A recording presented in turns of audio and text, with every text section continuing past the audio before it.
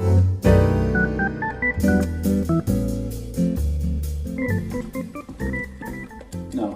don't.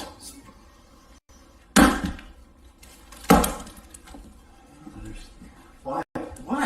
Because this is all you do. It's all I have. Look familiar? Scenes like these are happening all over the galaxy right now. You could be next. That is, unless you make the most important decision of your life. Prove to yourself that you have the strength and the courage to be free. Join the Helldivers. Guys, welcome to Better Bachelor. My name is Joker with a face for radio and a voice for print. Well, sorry, ladies. No more Sex in the City. London, especially, but in the UK in general, and in many of the major cities here in the United States as well, this is happening. Ladies are struggling to find men. That's not a shocker. But it's not just that women are becoming more populous than the men are, but men are kind of tapping out of the market. And the women that want the kids also want the job. They want the career. They want the money. They want him to look like Henry Cavill. They want all the things. So a new study, this is from The Telegraph, they say no Sex in the City for women in London as report sees excess of female singles in the capital. They say younger women in London are having a harder time finding a family-oriented partner than anywhere else in the UK, according to the leading demographer. Let me just pause there. London has had a massive, massive influx of foreigners from across the border. Many of them are not of the same, shall we say, skin color as many of the native Brits are. There's big cultural differences. You know, Britain is probably, I don't know what, Catholic and or Protestant, or they're at least Christian in many ways. Many of the new arrivals in London are not. So a lot of women are probably not finding the type of men that they want to date. Although not to be dissuaded by the press, here you can see right here, this is from Britain's Most Ideal Family, right here. And as you can see, they're definitely promoting, mixing things up a little bit, as it were.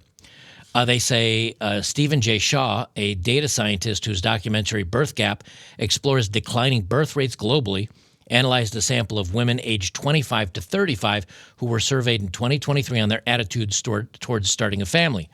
He found a notable urban disparity when it comes to how easy women find it to meet a family-oriented partner, with 47%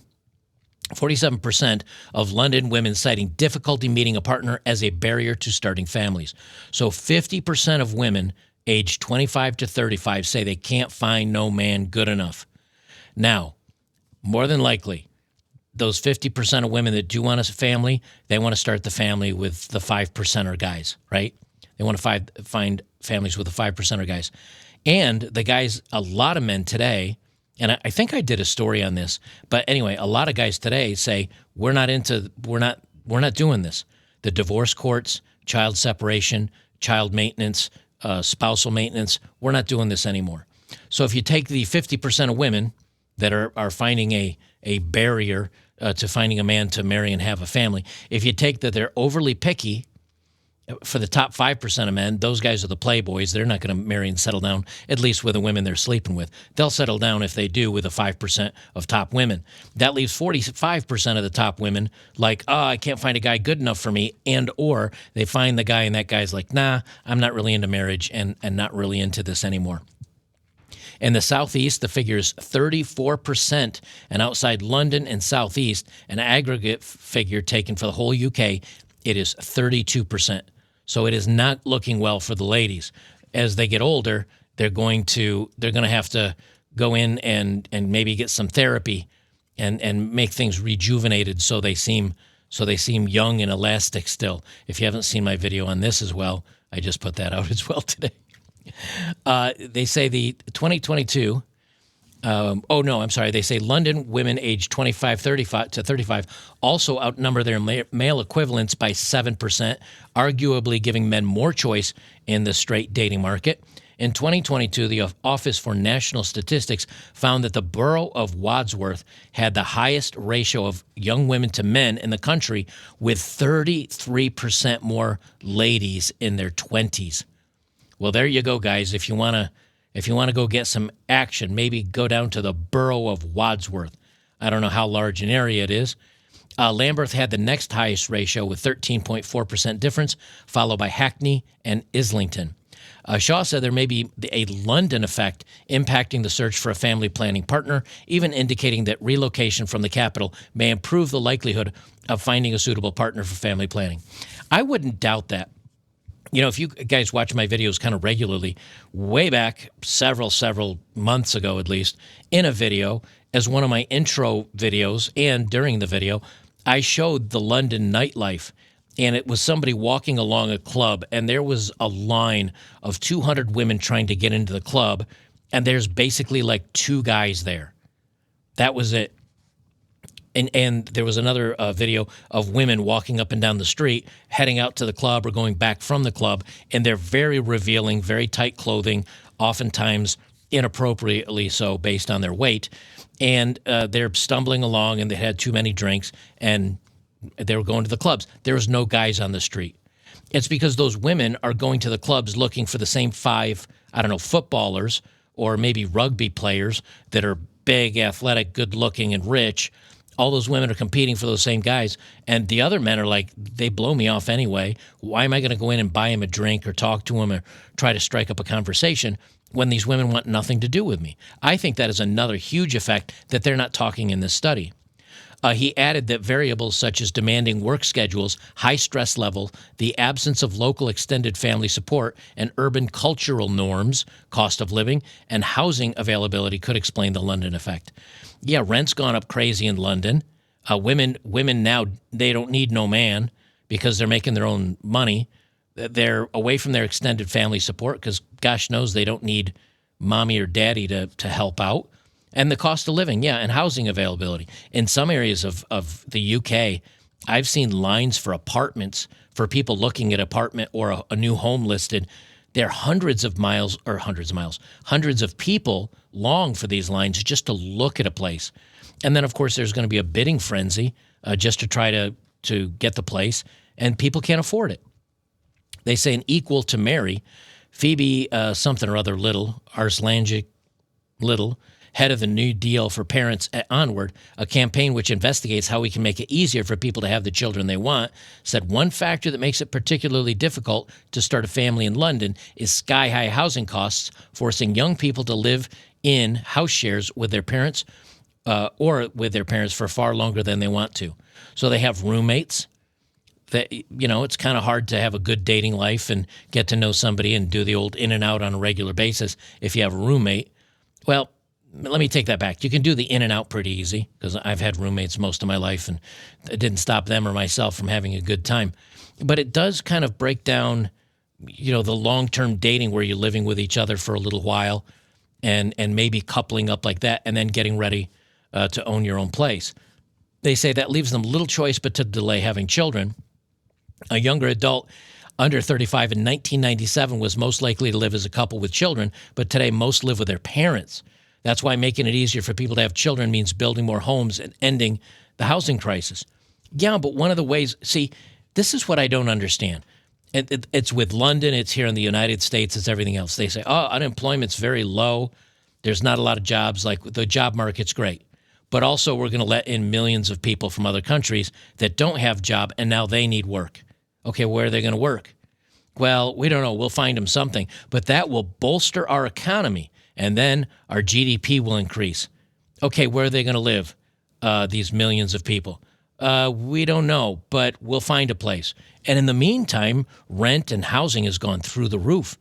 And you've got people, in some areas of the country, having 2, 3, 4, 5 roommates.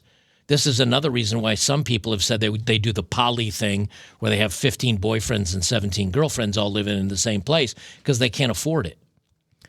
Philly Ponia, family coach at Philly Financial, works with high-achieving women looking to build wealth and said, I've seen an increasing number of my high-achieving female clients struggle to find the right man. The women are bright, attractive, and have good jobs and high salaries, and yet cannot find an equal to marry. That's the kicker right there. They can't find an equal to marry. Let's just easy numbers. Let's say there's 100 people at a company that are in the CEO slash CFO and upper management and the very well-to-dos, the high achievers, the big money people. Those women, and let's say there's 50 women, 50 men. Those 50 women want 50 men just like them. So you'd think the two halves of the company could possibly date, or those women from that company would date the men at another company in a similar level. But that's not how that works. Because a guy at that kind of level, he meets a beautiful 28-year-old that does, I don't know, modeling, or she does whatever, but she's beautiful and she's sweet and she's kind and she's not super achieving, and she says, I'm fine being the stay-at-home mom, which it doesn't mean that his life won't get wrecked or trashed later in a divorce, just on the beginning of things. And that guy says, well, she's not a high achiever. She's not the alpha male in the relationship. I can be the guy. I can be the male and lead things in this relationship. I'll date her. So that guy ends up dating younger, a woman that's not striving and putting all her time and stress and everything into a job. And so that maybe if he makes really good money, and because they say here, have good jobs and high salaries. If he's got a high salary, he says, look, I'll pay for the place. You just take care of the house. You cook, you clean, you take care of things. And if he can't find a woman that's like that, that guy is still out banging and having a good time with 28-year-old hot women, especially if he's good looking and bright and attentive and has great salaries and is intelligent, blah, blah, blah, all the things that they say. He's out, killing it in the clubs. He's out having a good time with young, pretty hot things. And he's not worried about marrying a woman of his station and his age. He's not worried about that. And if that does become his concern, these aren't the women that they want. And we've said this over and over and over again, but the women just are like, no, I'm going to keep going with this. I'll find an alpha male for me eventually. There's just not enough men to go around. They say in 2022, the birth rate in England and Wales dropped to the lowest on record, standing at 1.49 children per woman. That's all I got on that one. But that's, I think, why they're pushing this kind of thing. And if you guys have seen TV, whether it's here in the United States or overseas, when I visited my mom last time, and she was watching her TV soap operas and stuff like that, let me tell you something. There were a whole lot of women with no wedding rings, single moms with kids in advertising, and there was a whole lot of couples that were not white in the relationship. There were even some women and men in advertising now on television. I don't pay for TV. I haven't watched TV in a decade or more. Well, actually, probably 2 decades now, ever since the internet started making things streamable and you could order Netflix on CD or DVDs and get those sent to the house. I pretty much gave up on cable. I have other hobbies. I like reading. I like listening to audiobooks. And I used to watch Netflix movies and stuff like that when they could send them to your house. And that was enough for me. But now you've got streaming and everything else with a bunch of different channels. And so I don't watch TV much. But when I do, you look at the advertising and you're like, oh, wow, they're definitely sending a message here, which is single moms are fine. We're going to advertise to them. And women, you need to make alternative choices in your life. I'm not saying there's anything wrong with that. I'm not one of those guys that's saying anything wrong with it. But I am saying if you look at advertising pictures and things like that, there definitely is trying to change things in another direction. There's also one more thing that I think is making a large impact with this. This is from Bloomberg Opinion from Twitter. And it says, no dinners with female colleagues. Don't sit next to them on flights. Book hotel rooms on different floors. Avoid one-on-one meetings. Wall Street's controversial strategies for the Also Me movement are making life even harder for women. These guys in these corporate jobs that women say, oh, well, I'm very successful. I'd love to date a man that's equal to me. Well, he's not going to dinner with you anymore. He's not sitting anywhere near you. He doesn't get to know you because you can go to human resources and say he did something inappropriate, and now that guy's fired from his very good earning, high-ranking salary job. And he says, you know something, I'm not going to crap where I eat. I'm not just going to mess with women at work. And they've made it very clear they don't want me nearby. So it's women themselves that have done this to themselves. whether it's at the clubs and blowing off every guy that's not but the top footballer, whether it's women being boss girl and only wanting men to equal them, whether it's women only wanting to date the very hottest, tallest, most successful men. And huge portions of the men outside of that group in the past used to still try to date these women. They'd still flirt with them. They'd still ask them out. And those women may occasionally go out with them. But now women's expectations are so high, and men's expectations are, I know this game, and I'm not going to play this game anymore. I'm not going to let you screw with me. I know what you're up to. You're going to give your best years to these player guys. You're going to give your bedroom fun to all these guys. And then you're going to either show up with baggage or you're going to show up with a kid or two in tow. I will say this. All these problems are in big cities, you notice. Now, I'm outside of Knoxville, Tennessee now. When I'm in Knoxville, and when I moved to this area, I was out in Montana for a while. I've lived a lot of places in the United States, and I've done a lot of traveling abroad. When I got to Knoxville, I used to take my dog Walker when I had my apartment downtown. I used to take him out for walks. And as I walked, in the downtown area where they've got like restaurants and a little park and some very nice areas to walk with him and areas you could sit outside and eat along this a little walkway that has like 20 restaurants. As I'm walking along there, one thing I noticed, there was a lot of younger couples, and I didn't realize this, but it hits you when you see a lot of pregnant women here in Knoxville, and they were younger. They were 20s, couples in their 20s, maybe early 30s. And I realized that I said, geez, there's a lot of pregnant people here. And then I kind of thought about it, and I was like, there's very few places I go where I see like a lot of pregnant women or women pushing like a lot of strollers. It's because here they're more conservative. Here it's a little less expensive to live. And so the guy can make decent money, even, being a tradesman. And they might not have a mansion, but you can get a plot of land and a little home on it for, okay money, at least up to the last couple of years. It was still expensive, but it's not like crazy like it's been in other areas of the world. So there is something to be said. All this is in cities. Is it different in the countryside? I believe so. I do think men will have a much better chance if you move out of the cities, you get to an area where women are conservative or have a little bit more conservative values.